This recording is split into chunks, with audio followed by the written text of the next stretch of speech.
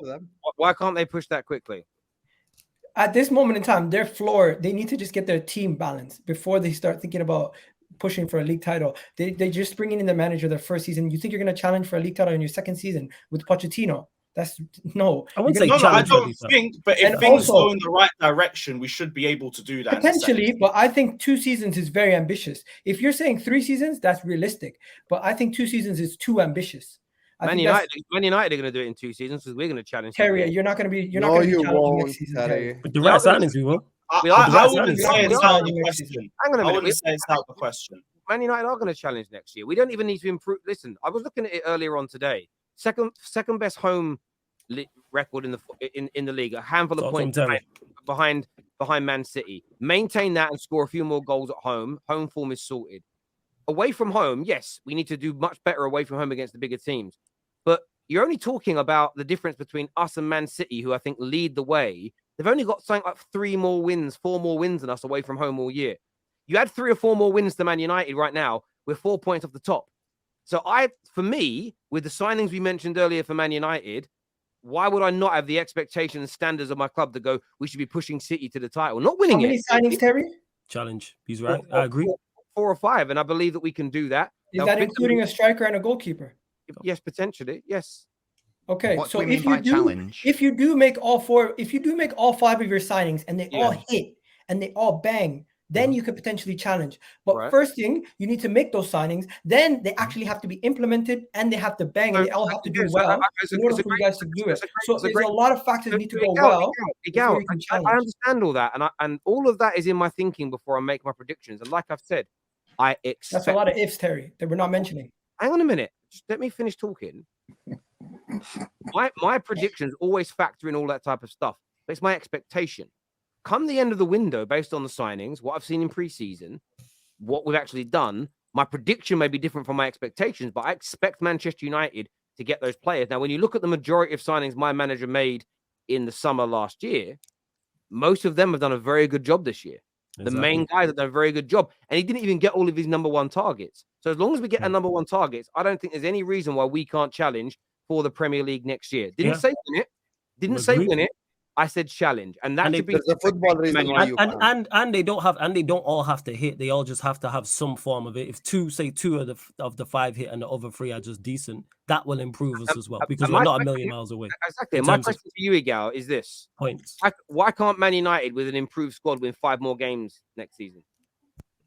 It doesn't come down to 5 more games. It's a new season. Everything changes, as you guys always do. But again, at the same time, what Arsenal fans and people like yourself pushed all year, and you were right, is that we were above the average points that City get at this stage of the season.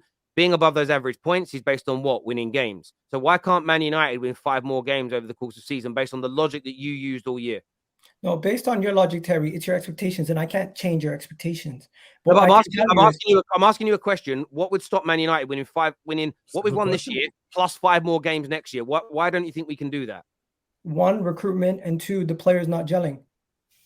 So you don't think the recruitment will be good enough and the manager won't be able to gel them into the team? That's your reasoning? Yes. Well, we've seen him do that this year. Wait. We've seen him do that this year, though. This year, we've also seen a lot of things go, fortunately, both are everyone's ways. A lot of teams drop down. What's going our ways? Let's just Let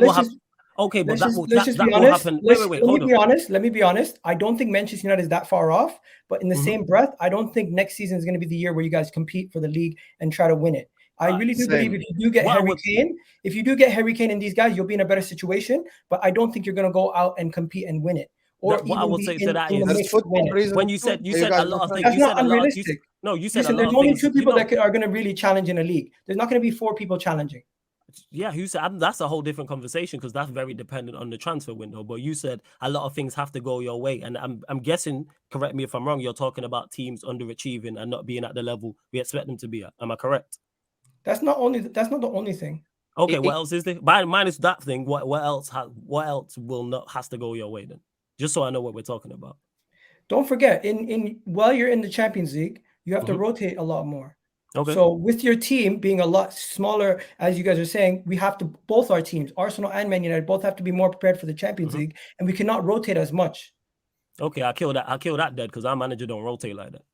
Okay, fair enough. And then you're going to be more trouble. And then why won't we challenge? But then you're going to struggle even more. Why won't we struggle with a better team and a better squad? Why won't we? I don't get why we. Okay, won't can I I've already laid out everything. Every time we ask me a different question, I've already addressed this earlier. And I think listen, your point is fair. All I was really looking for was you to give a reason, not just that I don't think you will. Your reason is you don't think we'll have good enough recruitment, and the manager won't be able to make. Your reason is you think you will. We've seen that. I haven't challenged your reason.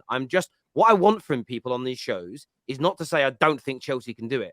What I want is a grown-up answer, which is I don't think they'll do it, and then list the reasons. I listed the reasons. It's after I asked you stop interrupting me. You did after the third time of me asking. Then you turned around and said, bring some water, bro. Why I don't even know the reasons. Relax, Gal. I'm not trying to. After time, I mean this, Gal. You do this a lot. I don't try and fight with you. You say, I think Man United will lose a game. And I go, great. Tell me why. Because I don't think they will, Terry. Now, I know you don't think they will, but why? Why are you asking me? I've already told you I don't think they'll win it. Like, no, I'm not asking you for That's you. Yes. I'm asking you to break it down, Gal, because that's what the viewers want. Rationale and reason. No, but I get interrupted 15 times, so fair enough.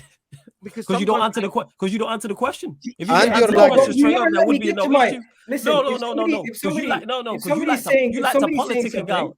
If somebody's saying you like to politic, just listen, answer straight. What happens is when I make my point, when I make my point, it triggers everyone so much that they interrupt me. It's not a triggering thing. It's because you hear politicking about politics. Yeah, you are here politicking about you politicking. That's how much you politic. You're giving a political answer. I'm the kind of person when someone else starts speaking, I just let them finish. No, listen, Flawless ain't triggered about all this. Flawless is just triggered about Mount. Mount is there. My head's hot about Listen, my point is, Gal, when I ask somebody a question, give me the answer, then give me the reason. But you asked me a question I already answered to Terry earlier. You know what I'm saying? That again. You asked me to list the reasons. I listed them to guys, Terry. We're not gonna sit here and waste 10 minutes of your time. We're gonna move on from this now. All I'm gonna say is, like, in spite of us being 12th, we still have one of the best defensive records in the Premier League. If we can sort out our attack, which what a striker would do, because we can't score to save our lives, and we actually have some defensive solidity in midfield, with one game a week, there's no reason why Chelsea can't be competing for top four. Whether we make top four or not is a completely different debate, but we should be in the mix at a bare minimum. I hear you on that completely. I've got some super chats I want to do here. Sorry, Sam. I know you're going to speak, but I've got to get through these. This here says, not every single team has to follow a 5-year process in order to compete for a league title. Gal, United won't compete. They're only in phase 2. Is what the fuck you calling pussies, bro? Do you know what I loved about that? A lot of people that went at Brandon, I've seen them on other streams calling them the same thing now. It's amazing. It's amazing. I do love stuff like that. This here says Poch and Chelsea have to replicate the success Eric Ten Hag and Man United had this year, or else it is a major flop and Poch will need to be sacked. You won't get sacked. No, they don't. No, it's a completely different scenario. Completely different. They don't have to do that. They're fully they're 12th, bro. I think they just expect us to sack people for one off season because they think it's still Roman, but fairs. I hear that. Gal's back with us now. We're going to move everybody around just a little bit to get Sorry, back. My image was just blurry. I don't know. That's right, mate. You're all good now. That's not a problem. This year says Gal back with his hopeful takes again, is what Don says. Yeah, Don. I'll just leave it. Blaze says Gal's trying to put small club mentality on everyone. Teams don't have to go through suffering like Arsenal before they challenge. Everyone can do it next season. There's nothing wrong with having ambition. Everyone's on to it, Gal. Like, guys, chill, bro. Like I said, Gal. Is it logical? Gal, here's the thing. What you're doubting of Manchester United, we just did no. last summer. This didn't even start with Man United. This started with Chelsea. Yeah. To say they're going to go from 12th to challenging for the league in a year. I hear that. It's ridiculous. Yeah. I get that. I'm not talking about that. I'm talking about it doesn't matter who their manager is. No. You said challenging for the league. No, you said in the third year. Here we go, another fight now. In the third year. Yeah, in 2 years, not next year. You said from 12th to challenging for the league in a year. Yeah, because you'd expect your manager to come in and have a full year. I said 2 years, not a year. Oh, forget it. You get my point. let's move on. Igal thinks every team is going to take the same time as Arsenal. It took you 20 years just to flop. Not everyone is the same. Look at Newcastle. Unfortunately, this is not the same old Chelsea. If this was Roman's Chelsea, you could figure it out in 2 years. But this manager, Alex is always on to Igal for no reason. Like Igal could owner- say, I keep saying Roman was a lot lot more lenient after we won our first Champions League, but people don't really hey, know. but Roman still won you a league title. Roman still won you another Champions League after that. Yeah, in spite of trying to be lenient with all of the managers and them all falling apart for various other reasons that need Honestly, context. if Roman was in charge right now, I would be scared you guys could win the league in 3 years' time, probably. But the fact that this ownership has not shown that before, it gives me more. It gives me more hope. So you guys are outside, gonna That's be outside, fair so enough. Igal, You haven't Igal. seen enough of them. That's fair So enough. outside of Manchester City, That's who's a very challenging fair City for point the? as well. So you think United forget about it, Chelsea forget about it? Who's challenging City for the league then?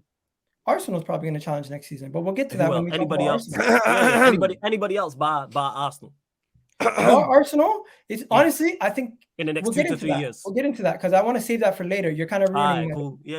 We'll save that. I want to get through these. I want to get through these super chats here, just in the interest of time. I can see United being in and around, but falling short latter stage of next season. Yeah, I mean that's kind of like my definition of challenging. You know, within do the Arsenal thing. Yeah. Challenging. 100%. Probably challenging. Probably challenging properly the season after. New players will have to gel. But I look at it this way: like Arsenal challenged this season, and they brought their players in and gel straight away. I just don't see any logical reason why Ten Hag, who's a better manager than Mikel Arteta, can't do the same thing. So for me, like I get a Gal's challenge and I respect it, but yeah. Terry, can you guarantee the takeover? No, I can't. I'm not involved in the process, my bro. And I can't guarantee it'll happen before the window. If not, it comes out of the Glazers' pocket. What does that mean for the takeover?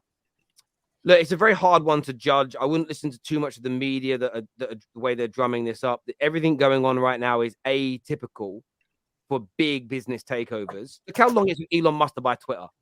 It was on, it was off, it was over, it was done. This will be the biggest sporting takeover in the history of sports. Of course, it is Man United, biggest club in the world, one of the biggest brands in the world as well. So yeah, it's taking as long as it takes. The Chelsea barometer shouldn't be used. Theirs was forced through because of the situation with Russia and Chelsea Ukraine. was political. It's different. Yeah, exactly. So that's why theirs took a handful of months, where Man United is taking longer. So I wouldn't stress too much about it.